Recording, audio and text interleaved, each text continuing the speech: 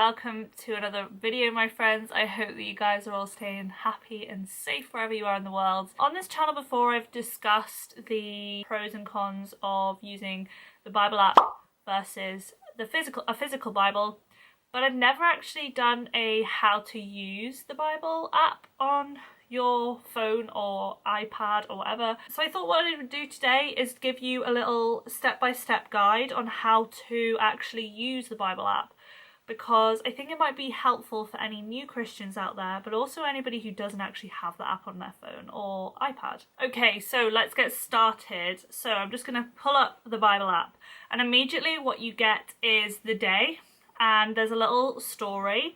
And you also get a verse of the day. So the verse of the day today is 1 John 5:14, and it says, "This is the confidence we have in approaching God, that if we ask anything according to his will, he hears us." What an amazing verse. Not gonna lie, I kind of love it. And then as you scroll down, you can also get pictures of the verse of the day. Oh, I really like that one. So I'm going to show you how to save it.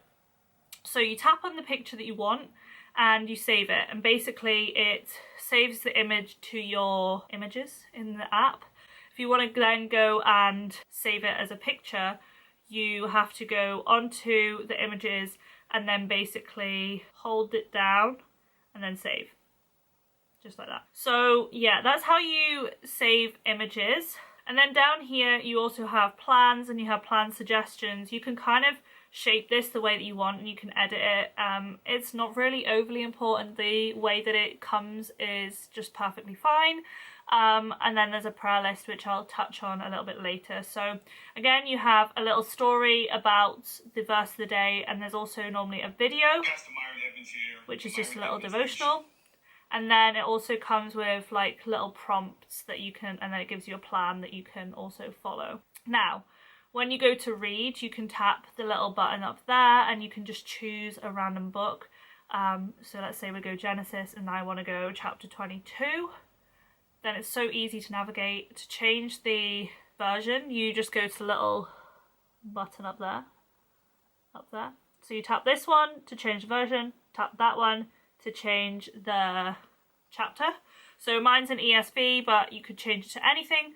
And then also another really good hack, that if you don't want to physically read it, if you've been on a screen like for too long, like we tend to be at the moment during COVID times, you can listen to it. So you can press the little button, either the little play button down here or the little audio button up here, and then you can tap that. If you want to make the font bigger, there's a font bigger option as well. My font is fine. I don't have a problem with it. So yeah, that's how you read. Now, as you can see already, in this Genesis 2, I have something highlighted. And to highlight it, you just tap on the verse and you can choose from a wide arrangement of colours. Now, you can highlight it, you can make an image, you can compare versions, which I think is a really good thing that you can do. So I could go, what's it in King James? What's it in New King James? But you can also note on it, which I absolutely love. And when you highlight it, it automatically bookmarks it, but you can bookmark it and save it as like a specific topic. So you can title it and you can just go boop, boop, boop, and it'll be like a specific topic. That is one function that I really, really like. And I love that you can make pictures as well and note take. So what I'm going to do is I'm going to show you what happens when you highlight it. And when you want to unhighlight it, you just tap the verse and you press the little cross one. So pretty simple to do. The only thing that I would say with the Bible app is you can only highlight the full verse. You can't highlight like an individual section of the verse, which I would say is definitely a pro for a physical Bible, but we've already done that video, so we don't need to do that again. So let's move on now to plans. Bible plans is possibly my favourite function of the Bible app. You can do devotionals. Now, as you can see here, I'm just going to refresh it because it's not synced up with my iPad. Okay, now it has synced up, and as you can see, I have a few Bible plans on the go. The Bible in a Year app down the bottom here doesn't have any faces next to it because I'm doing it on my own. But another function that the Bible app does is you can do Bible plans together. And I think that's such an amazing function because it holds you accountable. You can often, people that I'm doing plans with see stuff that I didn't see. So let's just go on exit, for example. It's a plan I'm doing it with quite a few people, and you'll see here that it has, so this was today, it has, I don't know why I'm showing you can see it on the screen recording, but you have a devotional at the start which has an amazing insight. A lot of them are just amazing, and then you have like scriptures to read.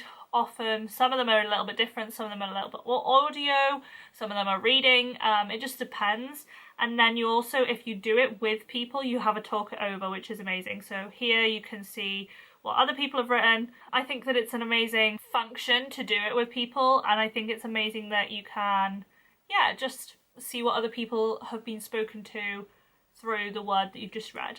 Another amazing function with this is that you can get reminded every day to do your plans. If you are someone who struggles to make Bible reading a habit, I think that that is 10 out of 10 an important thing. Or even if you're a new Christian, this is amazing because it gets you in the habit of reading your Bible daily.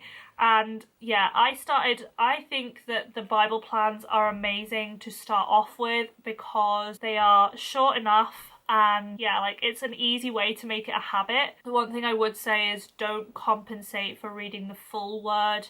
I think sometimes when you're reading just verses, you don't get the full context, so definitely make sure you're still reading the chapter. But an amazing plan that I can 10 out of 10 recommend is the Through the Word plans. As you can see, I've spoken about this before. I'm doing a Genesis plan with Ben, and it basically goes chapter by chapter, and it's an audio devotional. Yeah, like it's an audio devotional, and then you have the full chapter. So I 10 out of 10 recommend those for new Christians. There's also a lot of good plans for new Christians. Now to find a plan, you just go find plans up the top, and you can literally search any topic.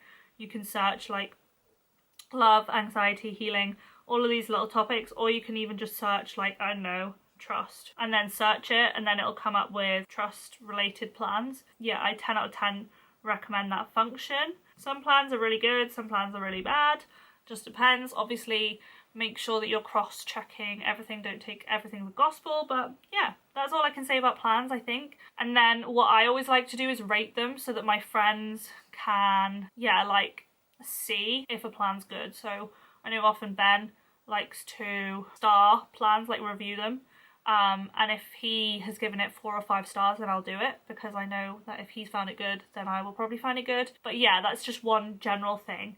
So I think that's us covered plans. You can save plans for later. As you can see, I have a ridiculous amount of plans saved that I want to do. And yeah, I think that's everything. You can invite people, as I've said already. So now let's move on to the discover function.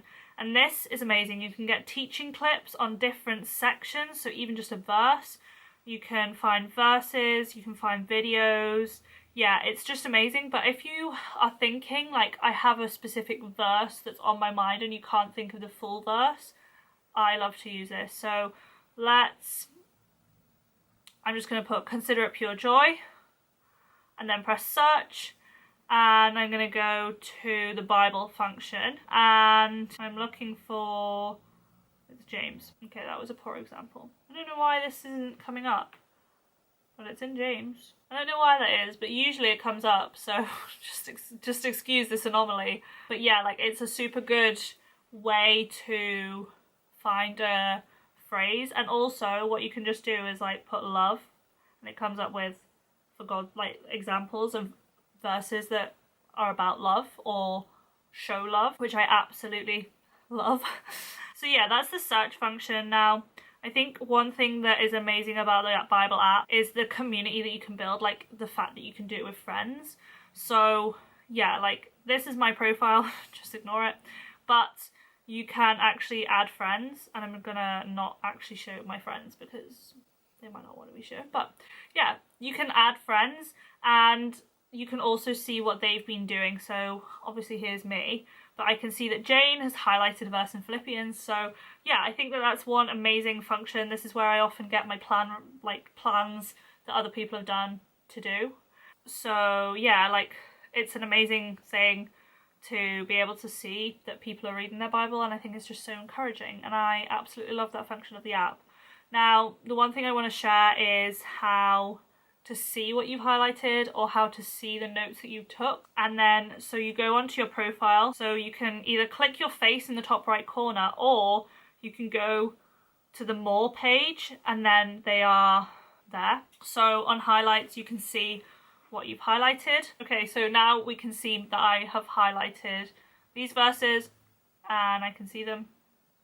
But yeah, I absolutely love that. You can also, so you can go into your notes and see the notes that you took as well, which I think is really useful. So I know that my friend takes notes this way during like church. I personally like to write notes, but that's just me. So that can be a really handy thing to do and take notes that way, and then you don't have to have a separate book. But I do that when I am already on the app and don't have my book handy. That's what I do. So another function that I absolutely love is the prayer list. And I'm going to blank out my prayers. But you can have a prayer list and you can invite others to pray for you. So I'm going to go on my healing for my foot. I invited people to pray for me for my healing. And then you can mark it as answered once it's answered, if it gets answered, if it is in God's will. So this is an amazing function of the prayer app, the Bible app, and I think that it's amazing that it integrates prayer as well.